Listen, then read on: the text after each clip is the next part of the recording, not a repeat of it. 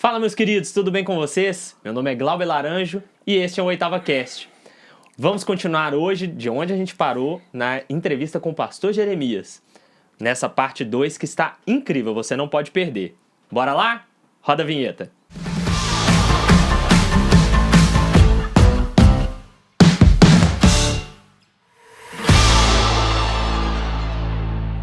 Bom, então vamos continuar da onde a gente parou. Pastor, o senhor falou do seu chamado ministerial. Vamos tocar daí. Então, falo tanta coisa, gente boa, que eu já nem sei onde é que tá. Falamos lá da... Dona Seni. Dona Seni, isso. Que Dona Seni, eu era fazia química na escola técnica, enquanto estudava também para o vestibular de medicina. E matava de vez em quando as aulas para ir num culto. E namorava naquela ocasião uma moça loira, muito bonita. E ela falou comigo assim, essa medicina sua vai pro Beleléu. Falei, não, Dona Senia, eu não tô vindo namorar não, tô vindo pro culto. Ela falou, eu sei, você está subindo os cumes da teologia.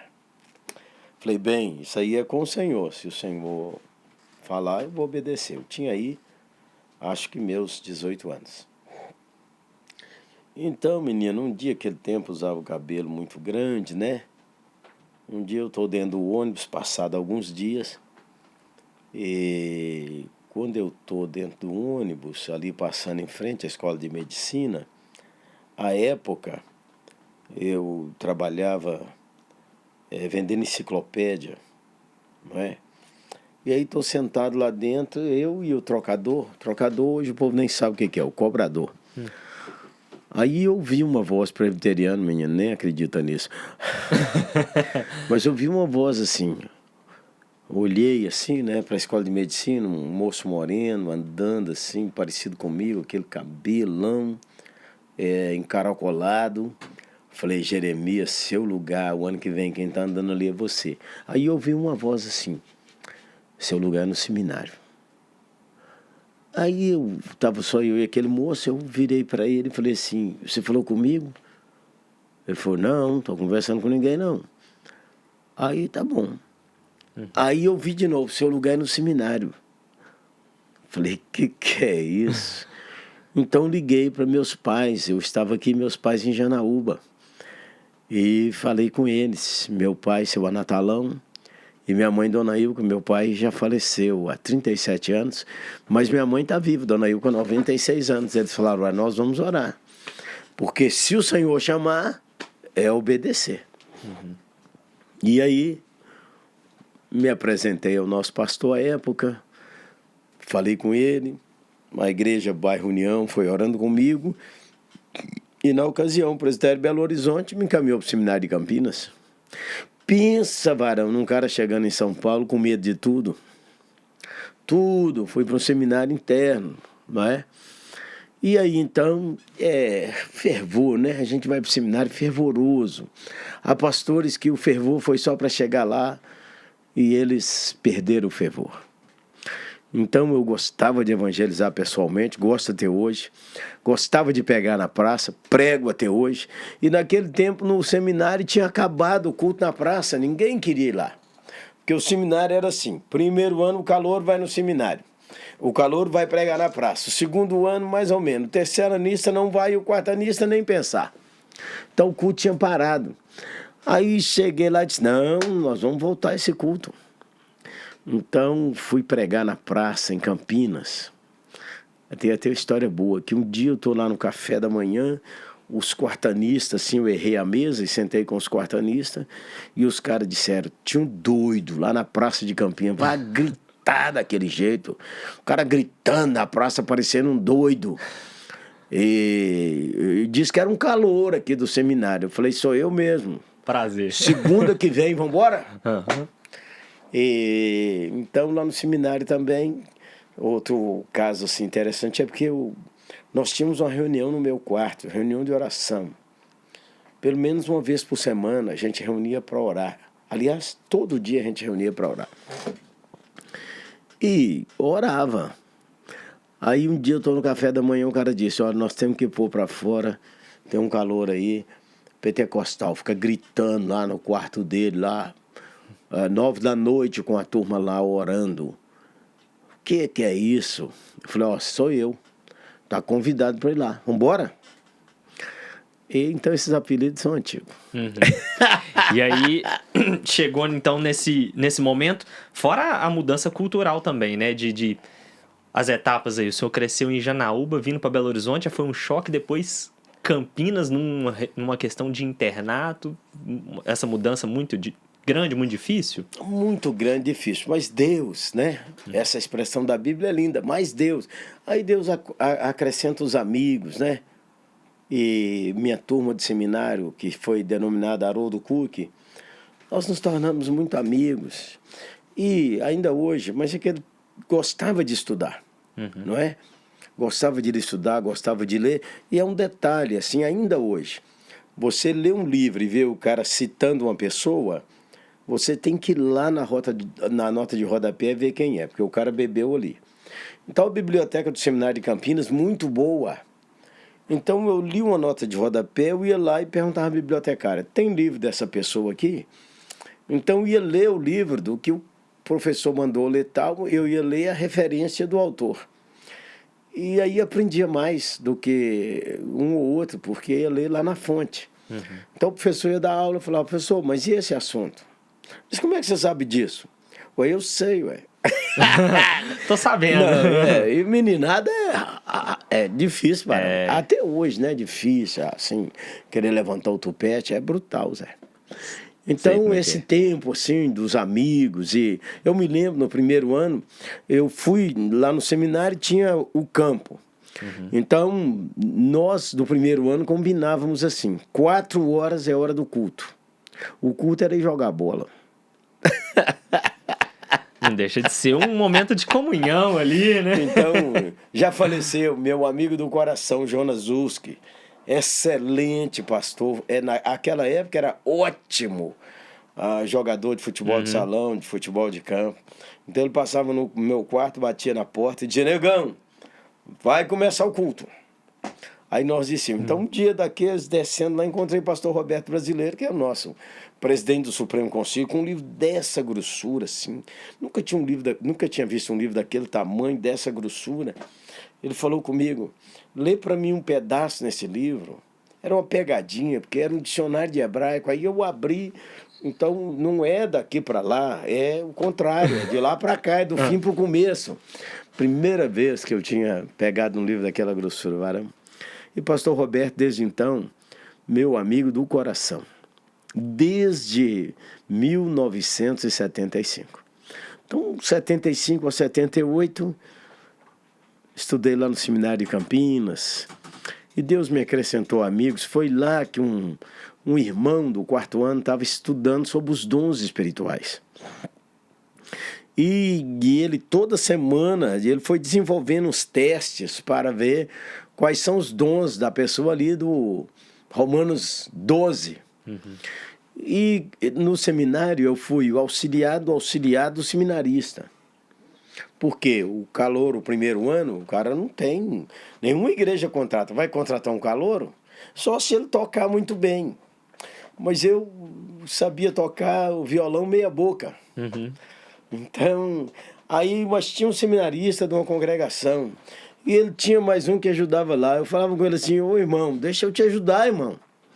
Então, lá em 75, eu fui auxiliar do seminarista. E tem uma história boa, que aconteceu recentemente, ali antes da pandemia. Uma moça foi me entrevistar em Campinas, uma jornalista. Aí, quando ela estava me entrevistando, disse, deixa eu tirar uma dúvida. O senhor foi seminarista numa congregação em Campinas? Eu falei, fui. Ela disse, o senhor é aquele mesmo? Eu falei, sou aquele mesmo.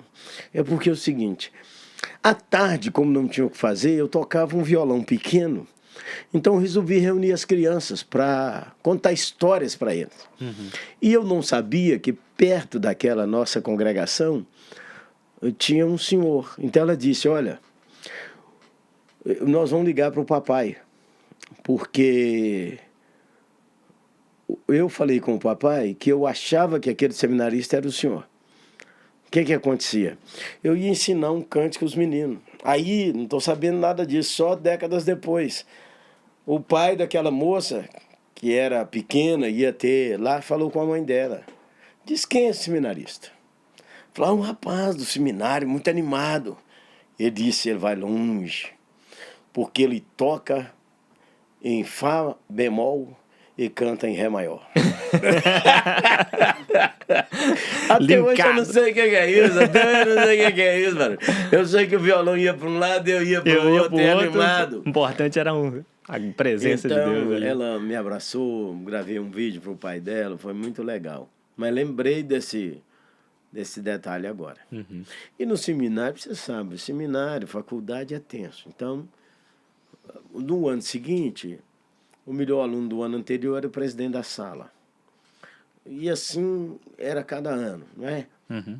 Então eu fui o presidente da sala no segundo ano. Mas no terceiro ano, não, vamos mudar isso aqui, não é? E no quarto ano eu fui eleito o presidente do Grêmio Estudantil. Não é? Tempos difíceis aqui, não é? Tempos difíceis, porque era uma queda de braço, assim, de escola todo canto. Era um tempo muito duro dos reitores conosco, não é? E, por exemplo, era muito duro de coração também. O nosso reitor à época, que era meu professor de geografia da Bíblia, um dia eu perguntei, onde é que está tal cidade no mapa da Palestina? Aí ele estava com o mapa aberto, ele passou a mão no mapa e disse, está por aqui. Falei, professor, não quero assistir a aula do senhor. O senhor não sabe da aula. Como é que o cara vai fazer isso com o professor, cara? Ele Bem disse, então, fora suave da minha aula. E você tem prova separada. Então, a teimosia é brutal, Zé. Porque eu falei, eu tomo bomba em todas. Nessa, nunca. Então, as decisões são boas, mas decisões que a gente toma na carne pode até fazer a gente prosperar, mas a gente não vive para glorificar a carne, a gente vive para a glória do Senhor. Uhum. Então, o Senhor tem que ir nos treinando na vida para entender que não sou eu, é o Senhor. Passei naquela matéria com um aluno destacado. Anos depois é que eu percebi que nada daquilo valeu na presença do Senhor. Uhum. E aí tem uma história boa com esse professor ele foi o reitor da nossa escola. Depois ele saiu de lá. E aí já estamos avançando. Um dia eu estava pregando num congresso grande no Brasil. E esse meu professor estava lá. E Deus me deu um presente, que foi pedir a ele perdão publicamente. Contei o caso, pedi a ele perdão publicamente diante daquele auditório. Quando acabou o culto, ele veio me abraçar, me beijou. Falei, eu sabia que você ia dar alguém que presta. Você não era muito fácil. Aí, varão, ele era o reitor. Então, eu nem lembro como é que eu entrei na confusão daquela, porque eles queriam mudar o estatuto do Grêmio. Eu não queria que mudasse o estatuto do Grêmio. E aí o reitor me chamou e disse assim, você vai convocar o Grêmio. Eu falei, nem o senhor, nem o conselho do seminário, ninguém me faz convocar esse Grêmio. Aí, menino... Deu ruim. Não, a notícia boca pequena lá dos meus colegas era... Negão, eles vão expulsar você do seminário. Eu estava no último semestre. Aí o reitor me chamou de novo com a diretoria do seminário e disse, convoca, porque nós vamos mudar o estatuto e nós vamos depor a diretoria. Aí eu falei, professor, nem pensar que eu vou convocar. Aí um amigo meu, já morreu, era lá de Manaus, falou, negão, vamos para a sala de oração. Lá no seminário tinha uma sala de oração. Falou, ajoelha aí. Vou ajoelhar não, Júnior. Ajoelha aí, negão. Aí ele ajoelhou. Falou, negão, deixa eu lhe falar.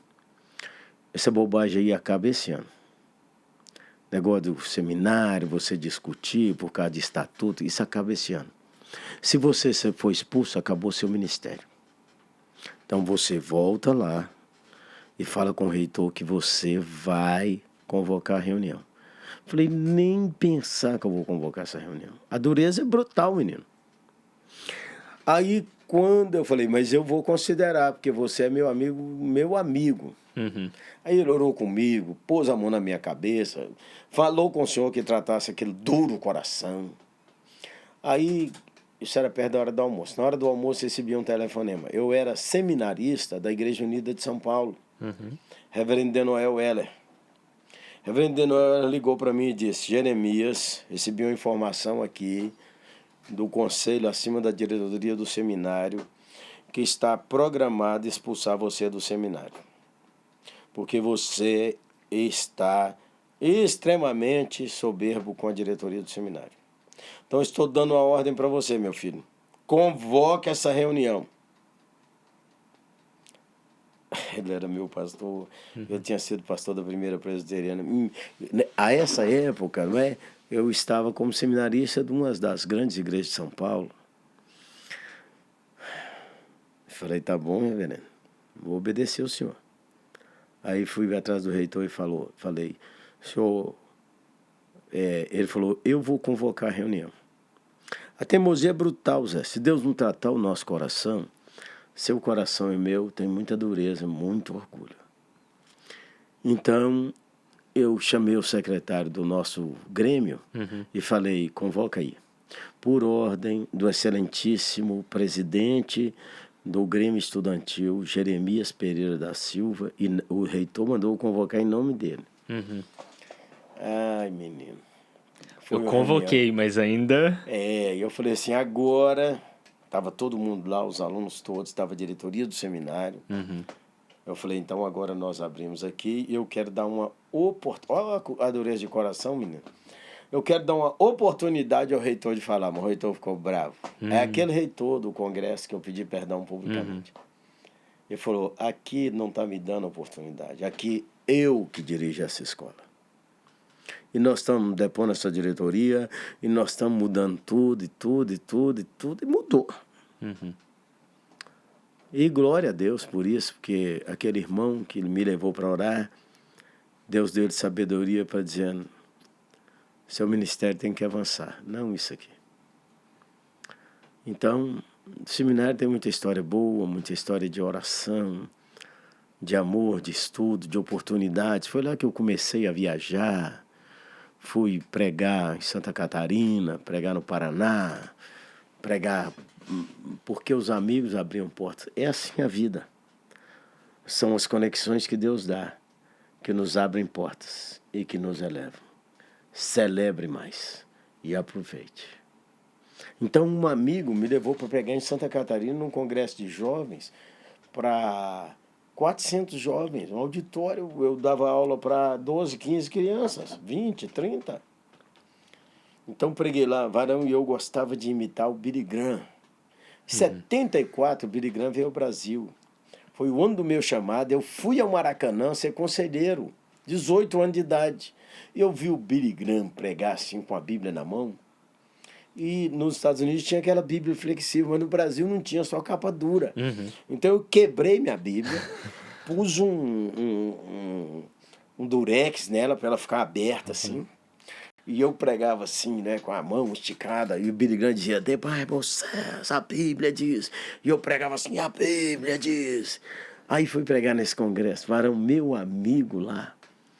Preguei, e eu também já era diferente dos presbiterianos nessa época, porque eu fazia apelo e orava com as pessoas à frente, e alguns jovens vieram muitos jovens, mas na hora do almoço ele falou comigo assim, tudo falso. Aí eu pensei comigo, se o cara não prega igual eu mesmo, tá falando aí, tudo falso. É aquele que me ajudou a descobrir o dom da exortação, de Romanos 12. Aí ele falou assim, você está imitando um cara, que eu não sei quem é. Mas você não é assim. Quando você conversa com a gente, você é alegre, você tem boas histórias, você ilustra bem. Agora fica com essa bobagem, a Bíblia diz. Cheio de bobagem, rapaz, e vira você. Pense num cara que ficou chateado. Você já teve assim? Quando o cara te repreende, você fica chateado. E achando que ele é menor do que você, por isso que ele está te enchendo a paciência. Mas ele era meu amigo, você sabe. Quando a gente tem certeza que a pessoa que nos repreende, nos ama, aí no outro dia eu falei assim, eu vou experimentar. Menino, mas nós... Foi daquele dia que mudou, né? Pra cá. Pregando desse jeito. Aí preguei, ilustrei a Bíblia, contei testemunho, contei história. Nós demos risada, nós choramos. Quando acabou, aquele meu amigo me abraçou e disse: Jeremias, ao vivo, é você. Gostei muito que Deus usou aquele amigo para me ensinar a comunicar. Aí ele me falou, porque eu fui em Belo Horizonte, eu tive um moço que era um excelente vendedor, que ele treinava uma equipe de vendas e ele tinha cuca muito boa para ilustrações. Aí fui lembrando que meu pai, seu Anatalão, foi pregador e contava histórias nos seus sermões quando eu era menino. Não é? Aí esse amigo falou comigo, é o seguinte, você tem que dar valor, porque Deus vem te treinando fora do arraial. Não esqueça, nada da providência divina sobre sua vida está perdido. Deus vem treinando você até mesmo antes de você se reconciliar com Ele. Ele te deu dons, deu talentos, vem lá de seu pai, vem de sua mãe, foi conduzindo sua história. Então esse é o nosso Deus. Amém. E aí, fechando essa etapa do seminário, em que momento que voltou para Belo Horizonte? Em que Barão, então é contexto? interessante. Porque nosso presbitério não tinha vaga para os seminaristas. Não é? Ainda tem um negócio assim, que eu não queria namorar no seminário. Aí depois namorei uma moça que eu achava que as paixões da juventude, da adolescência, essa mulher vai ser minha mulher. Essa moça. Mas ela era parente de mulheres que foram esposas de pastor. A mulher não sabia que eu estava indo para o seminário, namorou comigo no seminário. Um dia ela fala comigo assim: eu não quero ser esposa de pastor. Ou você larga o seminário, ou me larga. Larguei a mulher. Entendeu? Aí, menino, fiquei. Ai, que dor de cotovelo. Um dia lá em Campinas, menino, frio, eu tava assim, ó. Nunca esqueço como é que esse amigo me ensinou a aconselhar. Ele passou, ele é tímido. Hoje ele é um doutor em Bíblia, pastor Jales Potenciano. Ele passou, me abraçou, só falou isso. Dói demais, negão. Dói demais. Ô, menino, por isso que eu falo com alguns, quando você for num velório, não enche quem está chorando. É assim mesmo, a gente perde mesmo, a vida é assim. Não enche, não. Beleza? Se não puder dar um abraço, fecha essa boca sua. Não enche, não. Ele só me abraçou, menino. Dói demais, negão. E depois, varão, aí, como eu fui pregar em Santa Catarina, pregar lá para a Juventude do Sul, não tinha vaga para o seminarista na volta do presbitério aqui, em Belo Horizonte. Então eles mandaram uma carta. Nós éramos 2 seminaristas do presbitério de Belo Horizonte que não tinha vaga em Belo Horizonte. E como lá no Sul eles me conheceram mais do que aqui, então fui convidado para ser pastor auxiliar de uma igreja que à época era a maior igreja presbiteriana em Florianópolis, consequentemente Santa Catarina inteira. Aceitei, varão, e comecei a namorar uma moça lá. Então estava tudo legal. Aí o presbitério me manda uma carta dizendo: você tem que voltar, que nós pagamos sua escola, você tem que voltar para cá. Mas eles me dispensaram, gente boa. Volta e acabou-se, ué. Entendeu, né? Tem vaga ou não tem vaga? O segredo da vitória é o caminho da obediência. O segredo da vitória. Obedecer, mesmo encasgado. Segredo da vitória. Voltei, irmão. Não é?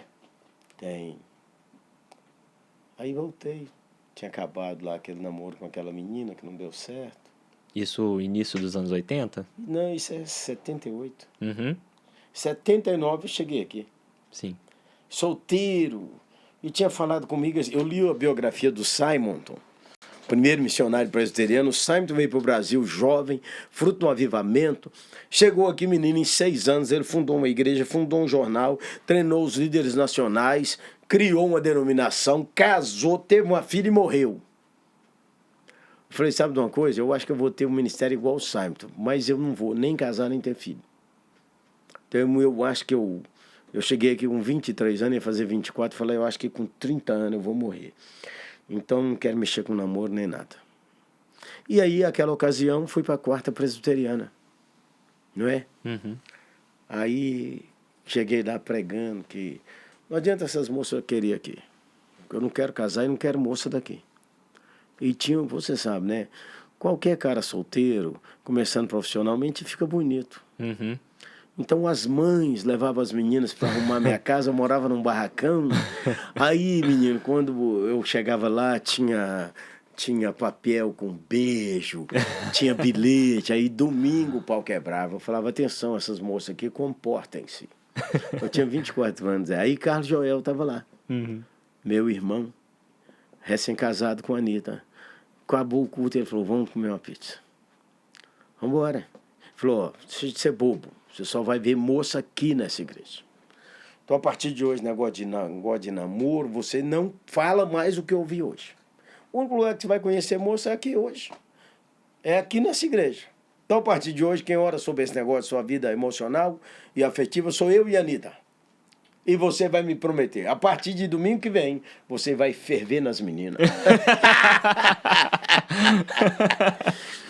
Logo naquele começo, tinha uma moça lá que ela, clarinha, o povo lá, a maioria moreno, de belos olhos verdes.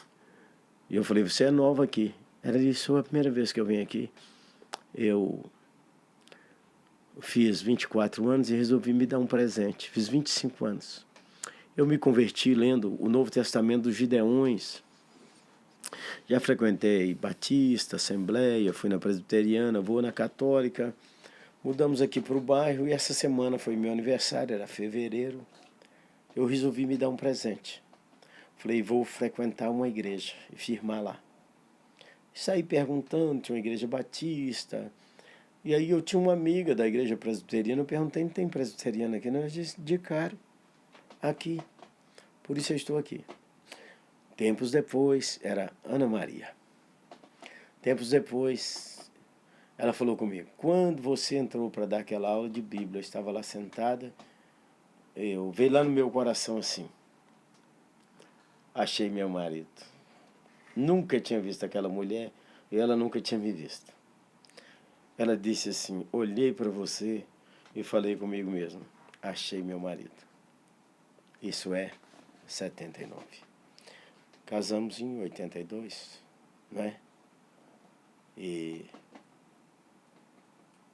então foi esse tempo lá na quarta. Na quarta teve coisa muito interessante. Primeiro é que toda vida, né? Eu reconciliei com o Senhor ou fui reconciliado. Naquele tempo a gente falava assim, eu aceitei a Cristo. Ou quando a gente não conhece a Bíblia é brutal, Zé. Como é que a gente aceita Cristo, o Criador do universo, Zé? Pelo amor de Deus, é Cristo que nos aceita. E se Deus não tocar, você não vem. Né? Presbiterianos usa outra linguagem teológica, mas nós, presbiterianos, os irmãos pentecostais, os que não acreditam na eleição, na predestinação, todo mundo concorda. Se o Espírito não tocar, o cara não vem. Verdade. Então, quando o Espírito toca, é que ele já criou uma coisa nova lá dentro de nós. Então a gente responde. Mas, não estou aqui para Isso é um assunto que rende bem. Mas todo mundo sabe que se Deus não tocar, não vem. O pecador é morto em seus delitos e pecados. O cara só vem se a ressurreição nascer lá dentro do coração dele. Amém. Se Deus não fala, não puser a ressurreição lá, mas ele não vem. Por isso que a gente prega, Zé, porque a gente sabe que Deus vai tocar, por isso. Amém. Como é que você fala com um cara que perseguidor que Jesus morreu pelos seus pecados? E às vezes a gente fala assim, Jesus te ama. O cara disse uma banana para Jesus. Depois ele vem atrás de você e fala assim, como é que é mesmo aquele assunto? Que Jesus me ama, me explica mais. É Deus. Amém. Aleluia. A dureza é brutal, né, pastor? A dureza é brutal. E todo dia, né? Todo dia, irmão, se o Senhor não quebrantar o nosso coração, nós ficamos duros demais. Mas duro demais. Fala sério. E aí, menino, nós estamos lá ensaiando um conjunto de jovens, não é?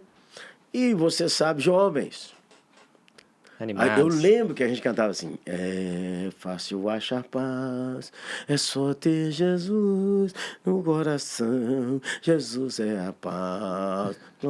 E a gente dançava um pouquinho. Aí, mano, entrou um substância lá, o presbítero falou assim: isso aqui tá parecendo um cabaré. Cabaré? Nós nem, os meninos que estavam lá nem sabiam que nome é. Essas meninas criadas na igreja, cabaré, o que é cabaré? Foi brutal, Zé. Naquele primeiro ano eu fui dirigir uma reunião de liderança, um dos líderes queria manipular tudo, 5 líderes. Aí, reunião no presbiteriano tem reunião da diretoria que é chamada o conselho. Aí ele falou, o outro falou. Quando o outro falou, ele disse, não é assim. Falei, irmão, deixa o outro falar. Aí o terceiro falou, ele falou, não é assim. Irmão, o senhor já falou, deixa o homem falar. Eu tinha 24 anos, Zé. Aí, quando eu corrigi ele a terceira vez, ele falou assim, moleque, você cala sua boca. Você é um moleque. Aí eu falei, peraí. O senhor me chamou de quê? Eu falei, o senhor tem netos. O senhor vai ensinar seu neto a me chamar de quê? Se o senhor me chama de moleque, seu neto vai me chamar de quê? Eu falei, ó, acabou essa reunião. Pode ir embora todo mundo. Aí era ter um... Não sei se era filho ou se era genro dele na época. Falou, vamos orar, pastor. Eu falei, que não tem oração. Vai embora todo mundo. Ô, menino. Caldo entornou. Você já viu, né, o sinal lá de trás, como é que é esse coração. Aí um deles lá da parentela foi me procurar, dizendo, senhor, perdoe lá. Ele exalta assim mesmo. Eu falei, ele que tem que me pedir perdão, não o senhor. Ninguém tem procuração para pedir perdão em nome do outro. Uhum. Mas eu fiquei amargurado com aquele homem, irmão. Amargurado. Não aguentava ver aquele homem na igreja. Tava aquela mágoa, assim. Eu vou pregar o pastor com aquela mágoa. Aí eu comecei a falar, não posso ficar assim. Comecei a orar, pedindo ao Senhor, como é que o Senhor tirar aquela mágoa de mim? Aí eu comecei a pedir ao Senhor para me dar uma oportunidade de servir aquele homem. Servir de coração. E um dia eu soube que um parente que ele amava muito faleceu. Eu me lembro, ele morava próximo ao templo daquela igreja. E ele vinha a pé. Uhum. E quando ele vinha descendo assim, eu vi que ele estava muito machucadinho. Aí, menino, eu fui lá e abracei ele. E falei, eu queria orar com o Senhor, para o Senhor Jesus consolar o Senhor. Mas Deus seja louvado, porque eu falei de coração. Não falei como aparência. Uhum. Como Deus vê o coração, sabe o que aconteceu? Deus tirou aquilo de minha alma. Foi uma coisa exponencial do Senhor. Não é? E quando foi em 81, fiquei 79, 80, a igreja crescendo, mas eu tinha assim aquelas coisas que tenho até hoje ainda, não é? Olho sempre para frente. Uhum. Eu falei comigo mesmo, eu quero ser pastor auxiliar. Eu quero aprender 2 anos com um pastor que deu certo, porque já dei butinada demais aqui. E trabalhava muito, né? Glória a Deus. Não tinha preguiça. Louvado a Deus, seja Deus que não tem. Então não tinha carro, não tinha nada. Eu entrava num ônibus, 2 da tarde, ia para o Alto Veracruz, ia para Pompeia, aqui em Belo Horizonte, e visitava o dia inteiro, a pé, os irmãos. Eu me lembro que no Alto Veracruz, uma das irmãs lá, ela tinha que lavar a minha blusa para mim ir para o culto, porque já estava cheia de CC. Então ela falava, deita aí, meu filho. Enquanto você descansa um pouquinho, vou lavar a sua blusa, que sua blusa está numa caatinga brutal. Brutal é minha. Então tem essas doçuras do povo de Deus sobre a gente, né? Então lá, como falei, conheci a Ana Maria, começamos a namorar em 81. No princípio de 80, nós não começamos a namorar em 80, fim do ano. No princípio de 81, eu falei com a liderança, a diretoria da igreja, que eu ia embora. Mas onde o senhor vai? Eu vou me embora. O senhor tem alguma igreja? Não, eu vou me embora. Deus vai abrir uma porta. E aí, fiquei lá 81. E ficamos noivos Ana e eu, em dezembro de 81. E 82, vim para Oitava. É muito engraçado esse chamado para Oitava. Que era pastor Wilson de Souza. Ele era Wilson Bezerra de Souza. Uma lenda, velho. Uma lenda. A nova geração não sabia quem ele. E ele era bespinhado. E ele, para dar uma bronca nenhum, ele não mudava a cara. E culto, não é? Culto.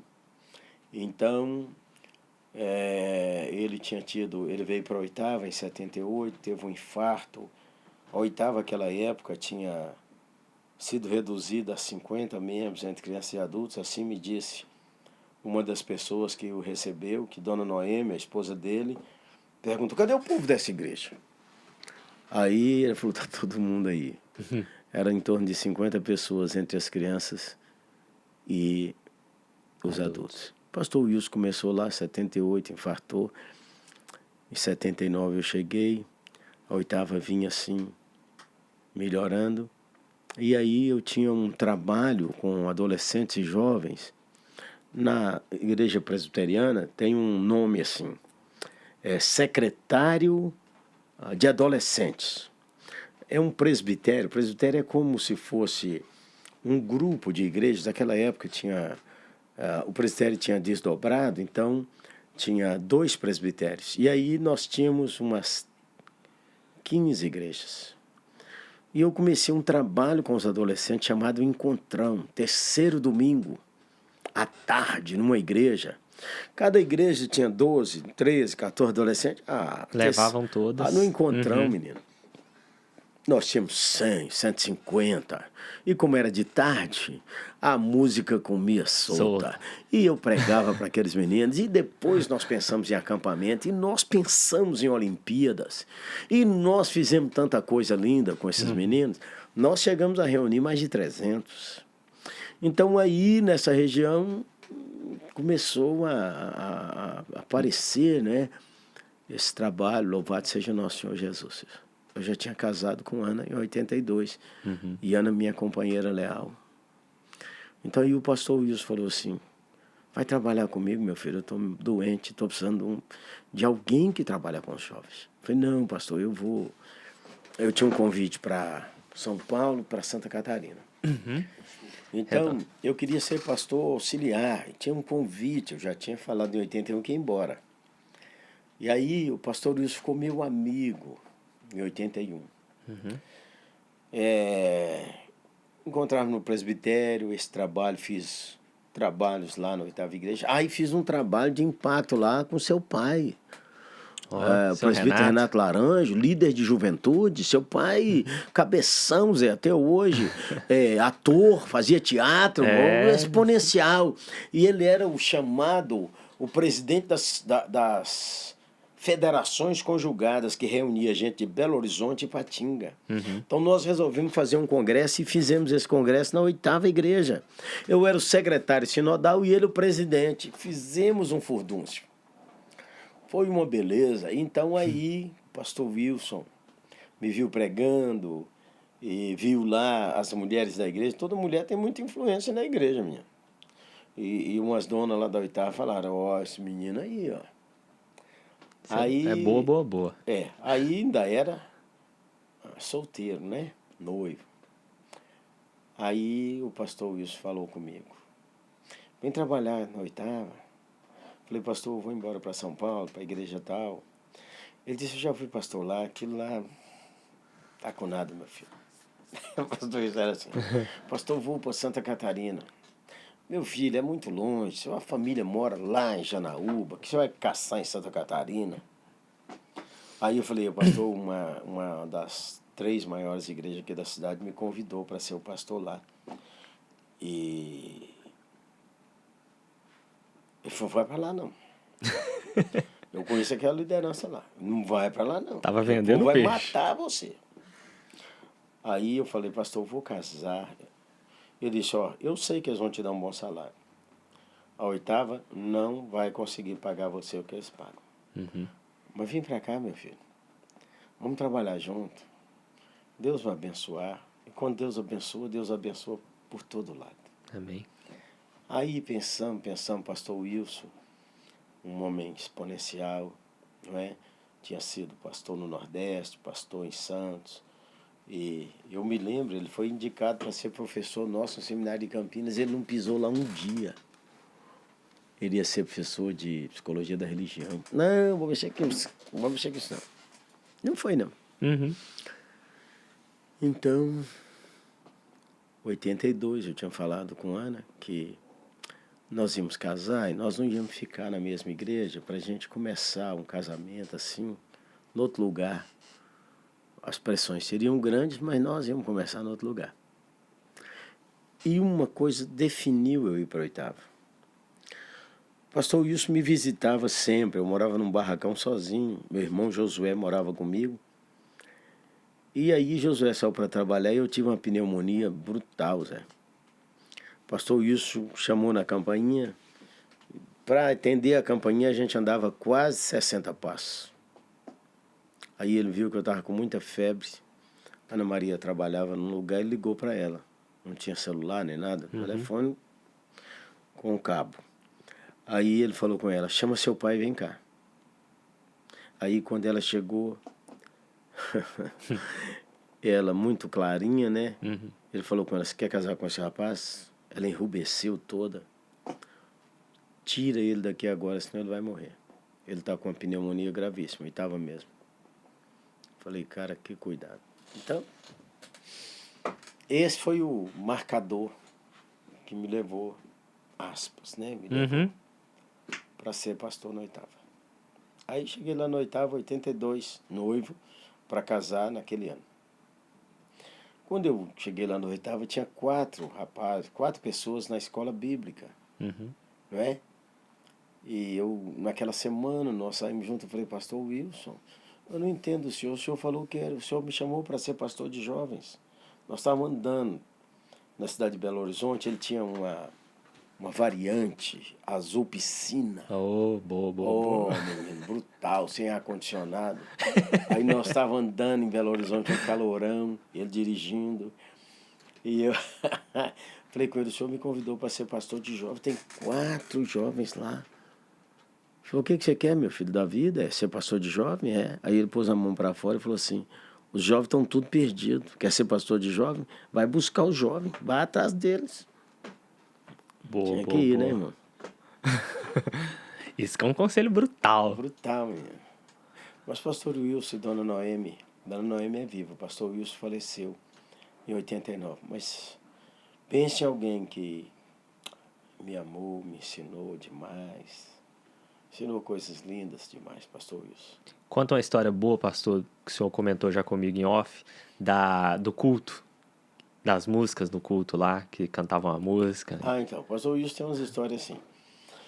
O pastor Wilson me levava para o centro da cidade, a reunião nossa era terça-feira, no centro da cidade, nós íamos ali na Afonso Pena, tomar um cafezinho. E sabe como é que é, né? Menino, o cafezinho naquele lugar dava para comprar quase 250 gramas de pó. Aí eu disse, vamos tomar um café lá. Eu falei, pastor, o café lá é muito caro. Vamos tomar um café lá. Aí nós entrávamos lá, o povo cumprimentava ele. Depois eu fiquei impressionado, porque lá eu conheci o diretor executivo do jornal O Estado de Minas, uns comentaristas da Rádio Itatiaia, que era famoso, uns cronistas do Estado de Minas, tudo ele conhecia. E ele me apresentava com muita honra, dizia que é um menino que trabalha comigo, menino culto, lido. Aí eu falei, o cafezinho não é o cafezinho, é o ambiente para o cara florescer. Que coisa maravilhosa, não é? Então, o pastor Wilson, grande pastor, né? Bom, trabalhando com jovem, fizemos um acampamento, e os primeiros acampamentos nossos de jovem na oitava, nós estamos falando de 83. Menino, tinha que levar uns adultos para dar peso, para dar 60 pessoas, para dar sustância, não é? Num desses acampamentos, nós aprendemos uma música, do Egito Escravo Fui, não é? Antes disso, quando eu cheguei lá na oitava, tinha uma bateria no salão. E o pastor, isso é 82, o pastor falou comigo assim, pode fazer a zoada que quiser com isso aqui. Aqui, lá em cima não. Não é? Delimitou o espaço. Aí nós começamos, né? Aí quando eu cheguei à oitava, nós não sabíamos, eu nem sabia o que é ser baterista. Aí chegou o Cibidinho. O Cibidinho hoje é um empresário, né? O Cibidinho, com a família dele, chegou de Brasília. O Cibidinho tinha me dito que tocava tarol numa fanfarra. Falei, então monta isso aí, Zé. Você sabe tocar isso? Mas tem ritmo, pastor. E tocava mesmo, dos maiores bateras depois, né? E louvado seja Deus, à medida que o culto foi pegando sustância lá embaixo, Fazendo um barulho. eu falei com o pastor, nós podemos subir para o templo? Eles podem, mas eu não quero esse instrumento lá em cima. Terminou o culto, desmonta e leva lá para baixo. Mas trabalhar com jovem é divertido. Você tem que fazer intercâmbio, não é? Trazer os rapazes de fora, as moças de fora. Por quê? O cara tá vendo a moça aqui a vida inteira. Não dá bola para ela. Aí vem o jaburu lá de fora, olha para a moça, o daqui fica com ciúme e já pede ela em casamento. Então, menino, era uma farra. Ou então o cara não vê, o cara vê. Nós conseguimos, pela graça de Deus, muitos casaram nesse intercâmbio. Então, um dia desse no intercâmbio, assim, né? Lá nós tínhamos um templo que cabia 200 e poucas pessoas, estava cheio de jovem embaixo. E ele falou comigo assim, pastorzão. Ele me chamava, não ele era pastorzão, uns me chamavam pastorzão, outros me chamavam Gerê. Falou, Gerê, cara, tem uma menina aí que eu queria levar ela em casa, mas se eu ficar desmontando essa bateria aí, não vai dar. Falei, Zé, amanhã cedo, antes da escola bíblica, você chega aqui 8h30 e desmonta essa bateria e leva lá para baixo, porque senão vai dar confusão pro meu lado. Menino do céu, nem Cibidinho chegou, você chegou, você nem tinha nascido, e nem eu cheguei. Quando eu cheguei atrasado, a confusão do pastor Wilson com os diáconos. O que é aquilo lá na frente? Aí eu cheguei e falei, pastor, o senhor tá nervoso, o que foi? O que é aquilo lá, meu filho? Pastor, aquilo é uma bateria. Falou, quem mandou pôr? Falei, eu mandei pôr. E você mandou tirar, não? Falei, não.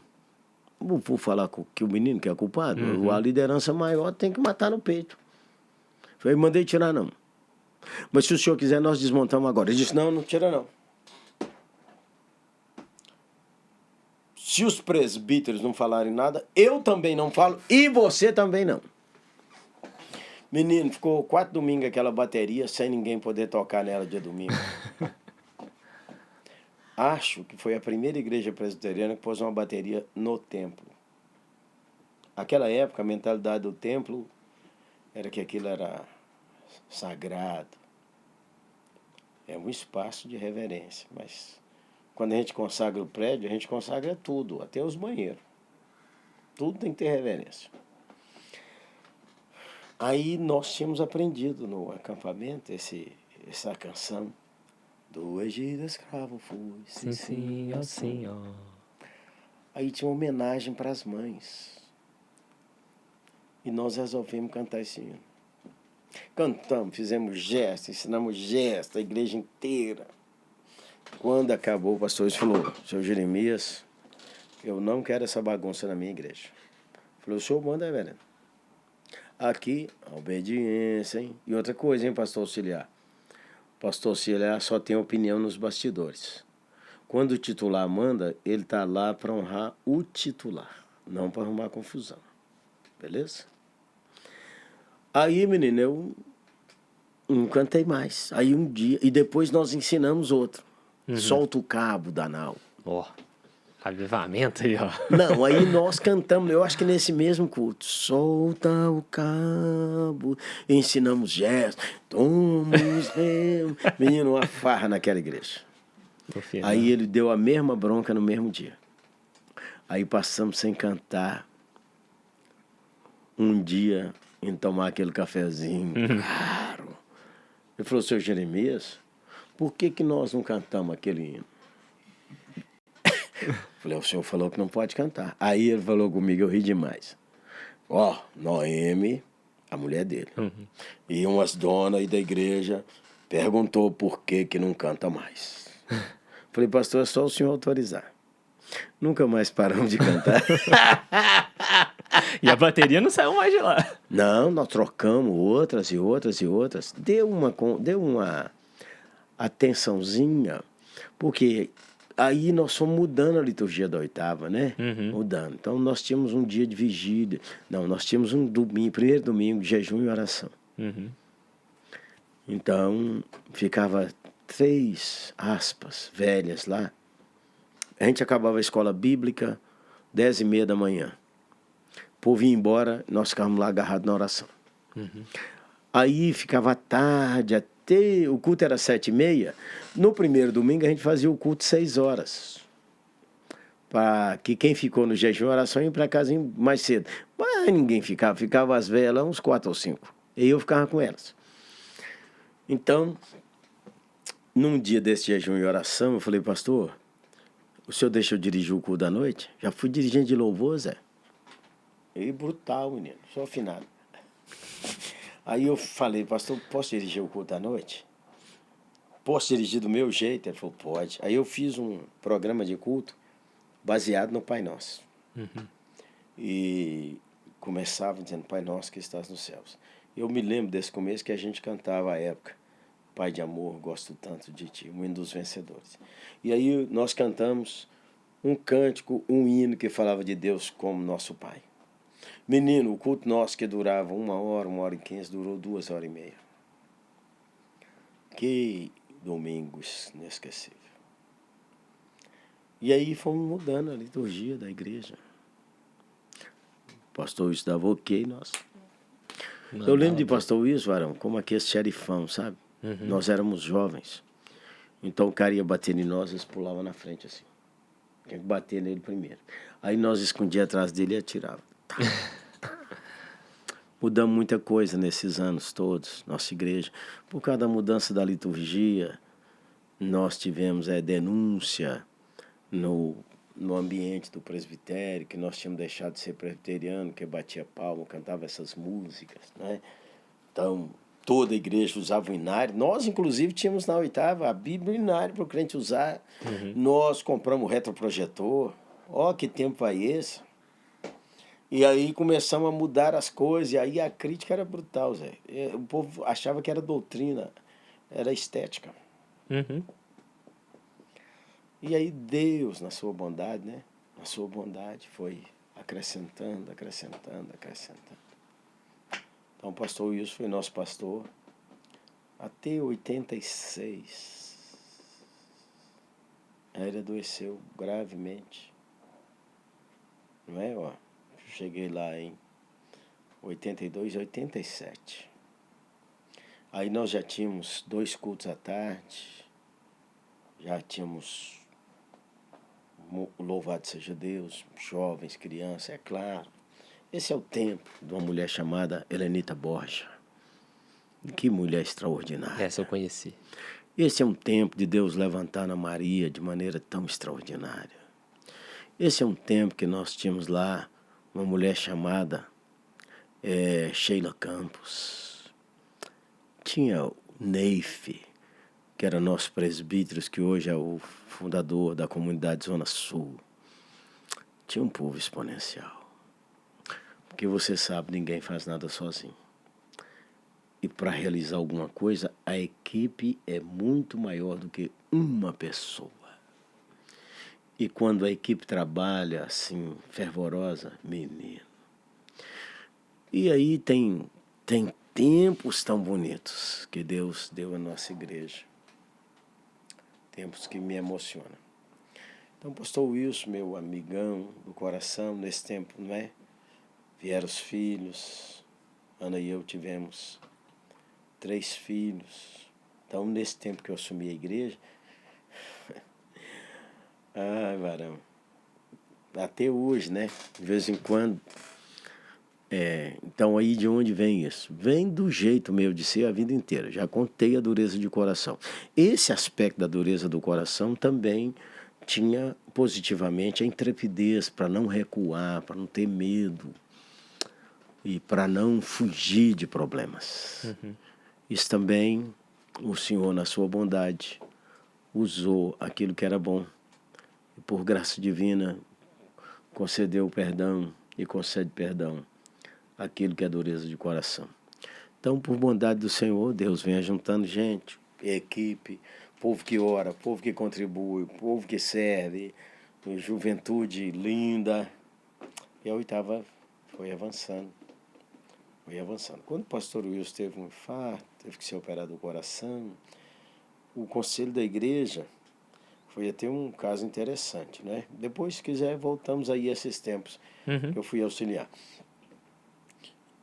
Toda a vida viajei para pregar fora, desde lá do seminário. E o pastor Wilson foi um dos que me pôs na vitrine mais, porque ele foi pregar. Ele ia pregar num congresso e ele não quis ir. Eu acho que ele adoeceu e ele falou: você vai. Eu falei: pastor, o senhor tem de ministério que eu tenho de idade, como é que eu vou? Eles não querem lá não, eles querem o senhor. Ele disse: eu quero que você vá. Pastor, avisa eles, só vou avisar quando você chegar lá. Obediência, hein, Zé? Menino, fui lá pregar, né? Então, por bondade do Senhor, eles passaram a me convidar. E outros que estavam lá. Louvado seja Deus. Em 89, teve um Congresso Nacional de Evangelização. A oitava já estava ganhando ondas de graça na cidade. Era um templo para 200 e poucas pessoas. E Deus abençoou. Então teve esse congresso em Belo Horizonte e convidaram o pastor Wilson, que era uma lenda, um pregador exponencial na denominação, para ele pregar lá. E ele falou: não, eu não sei pregar sobre esses assuntos, não. Mas eu tenho um menino aqui muito bom. Deixa ele pregar lá.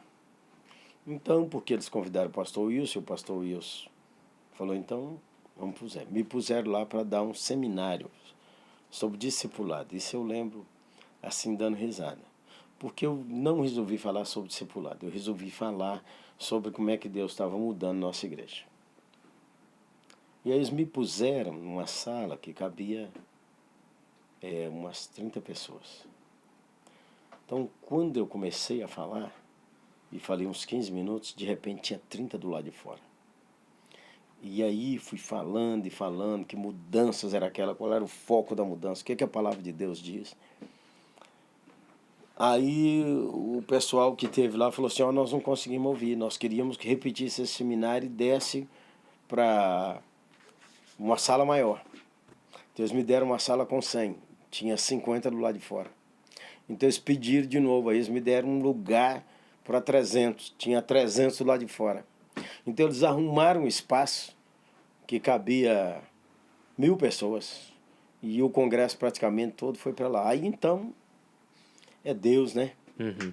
E aí também abriu essa oportunidade que o pastor Wilson foi instrumento de Deus para isso. Conheci por causa do pastor Wilson, pastor Antônio Elias, pastor Moacir Jordão, o compositor do hino, que muita gente conhece, fugiu o nome dele agora, Obra Santa do Espírito.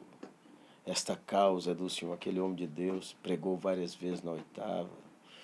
E na oitava tinha muita gente de oração, tinha Dona Guelmar, tinha Dona Rafaela, tinha... Ah, menino, quando a gente olha quem é que Deus juntou, é coisa boa demais. E aí a oitava avançando na história.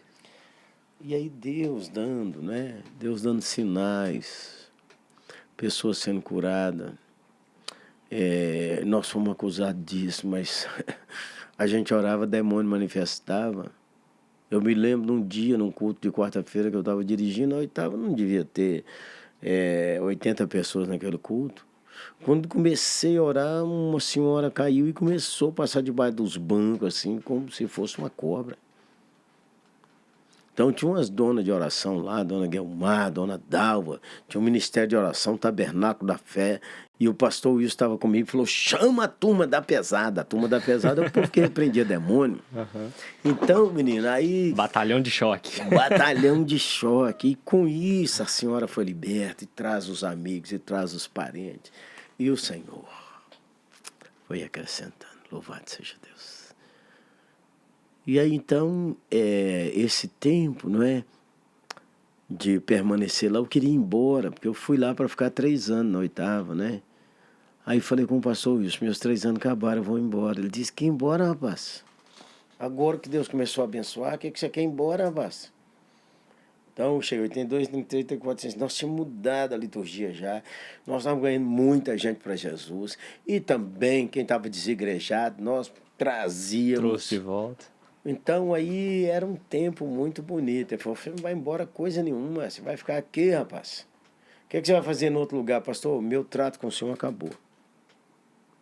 Ele disse, então agora é meu trato com você. Mas ele era como meu pai, sabe?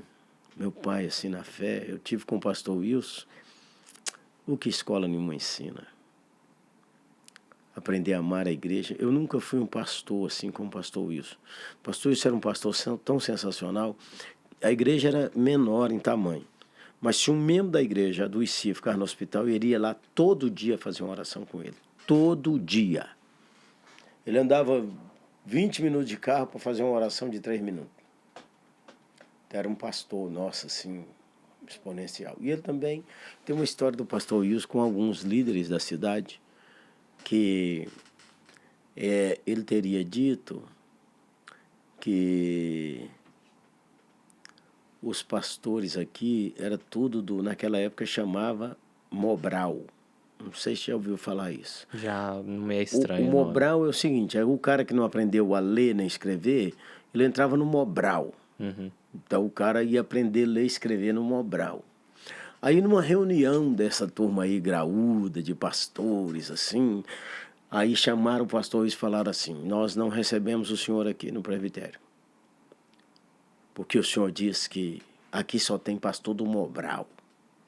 Mobral é que não sabe nem ler nem escrever.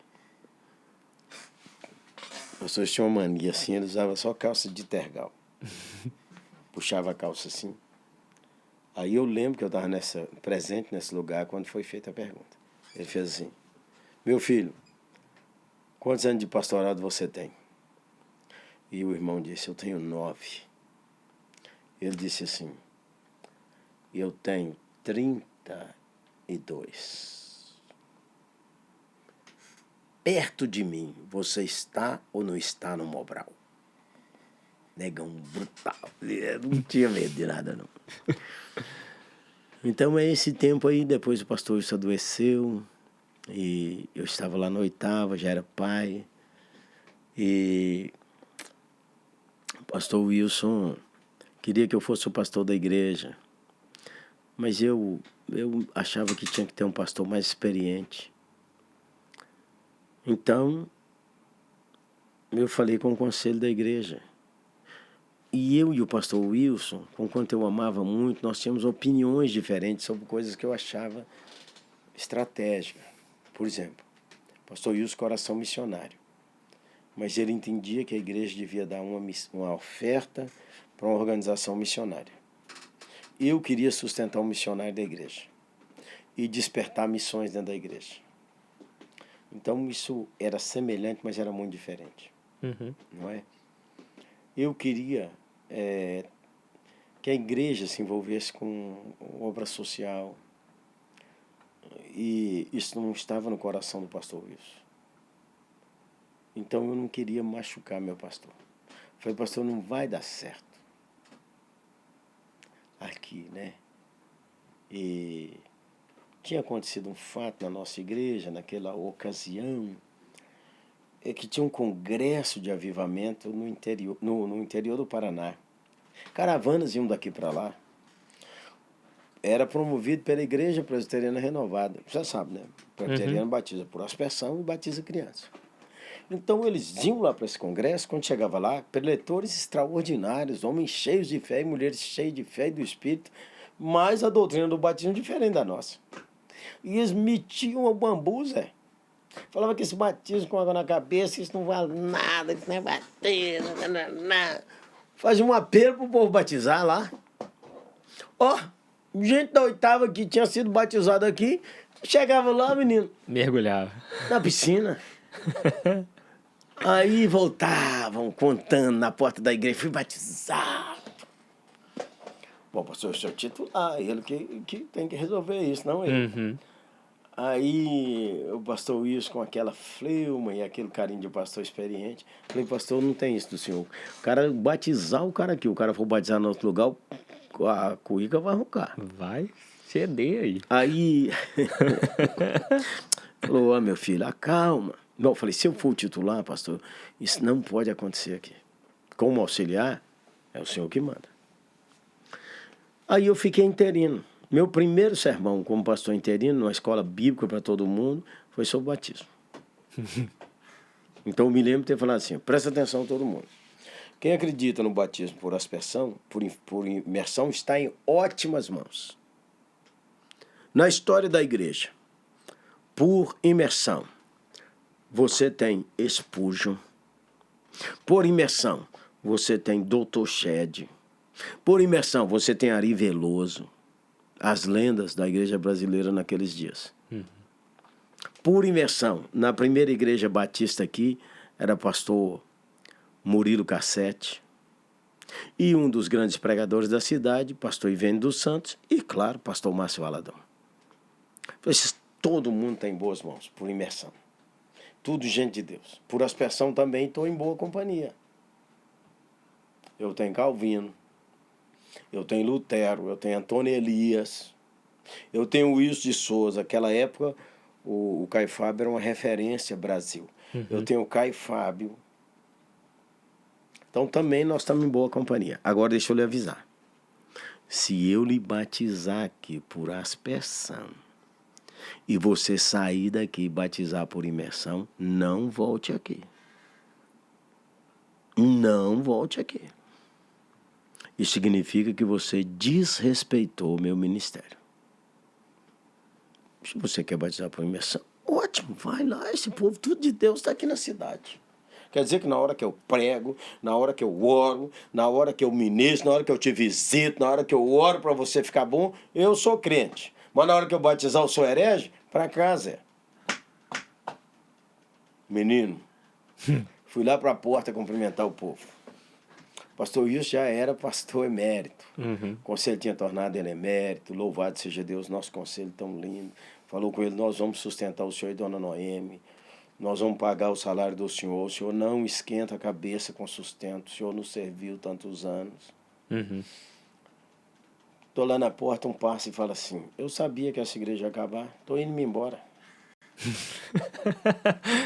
Encorajamento. Eu sabia que eu não queria mesmo o senhor aqui. E eu cocei a língua para falar, e nem tô interino. Mas Guardou. o outro passou e falou assim, eu gosto de gente assim. Não tem engano com ele. Eu tinha pensado em sair, mas eu vou ficar aqui. E aí, menino, no outra semana eu preguei, irmãos, se esse ministério aqui estava em cima do pastor Wilson, ele vai acabar. Mas nunca o pastor Wilson pregou isso. O pastor Wilson sempre pregou que essa igreja está fundamentada no maior de todos, o Senhor Jesus. Amém. E ela está no Senhor Jesus. Se ela está no Senhor Jesus, mas aqui não acaba mesmo, porque o Senhor Jesus está vivo. Amém. E o Senhor continuou derramando. Louvado seja Deus. Então, fiquei 2 anos interino. Nós já estávamos pensando em comprar um lugar. E aí, depois de 2 anos interino, que nós compramos um lugar, o conselho da igreja me convidou para ser eleito em 1990. E eu nem sabia que Ana Maria ia morrer tão cedo. Porque em 1900, daí 10 anos, Ana Maria veio a falecer. Foi um tempo. Dureza demais. Duro. Bom, vamos aproveitar então o corte da história aqui para pausar esse episódio mais uma vez. Se você está nos acompanhando até agora, você já viu quantas histórias boas nós contamos aqui do pastor Jeremias, da Oitava, e histórias que se confundem agora, né? Vamos começar a misturar cada vez mais. Então, continua nos acompanhando aí. A gente vai ter mais um episódio especial para contar daí para frente, a hora que o pastor assume a igreja de forma como titular, o avançar aí da década de 90, vamos passar aí para o Palmares, né, pastor? Esse avanço da Oitava. E chegando até os dias atuais. Então, não perca um terceiro episódio especialíssimo com o pastor Jeremias. Pastor, mais uma vez, muito obrigado. E deixa uma palavra aí com as pessoas hoje. Ô, gente boa. Fiel é Deus. Não esqueça. Deus está olhando para você quando você nem pensa em orar para ter conexões. Deus traz conexões a você. Diz a palavra do Senhor que Ele que eleva e Ele que abate. Quando a gente lembra pílulas dessa história, que pílulas, há detalhes tão significativos. Eu nem falei da Banda Azul que tocou comigo na oitava, Janires, que foi meu amigo do coração, Marcelo Gualberto, dos movimentos que nós fizemos no final dos anos 80, começo dos anos 90, chamado O Celebrai, que mexeu na nossa cidade, Belo Horizonte. Como é que Deus nos impulsionou para a obra missionária? Não esqueça, fiel é Deus. Quando ouvimos essas histórias, eu quero convidar você para glorificar ao Senhor Jesus. A igreja tem dono, a igreja tem pastor e ela não para, porque o nosso pastor cuida da igreja, ele é o vencedor e ele se chama Jesus Cristo, nosso Senhor. Abraço, gente boa. Fica com Deus. Até a próxima. Tchau!